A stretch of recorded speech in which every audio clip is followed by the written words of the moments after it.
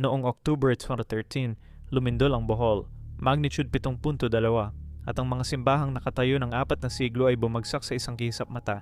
Pero hindi lang bato at alikabok ang lumabas sa mga guho. Sa iba't ibang lugar, sa iba't ibang rescue team na walang kinalaman sa isa't isa, may mga testimonya na inihain sa evacuation centers. Mga manggagawang nagsabing nakakita sila ng mga taong nakasuot ng lumang damit na hindi na ginagamit ng sino man ngayon. Lumilitaw sa gitna ng mga guho, tumuturo sa direksyon ng mga buhay na naiipit sa ilalim. Tapos biglang nawawala sa eksaktong sandali na maaabot mo na sila.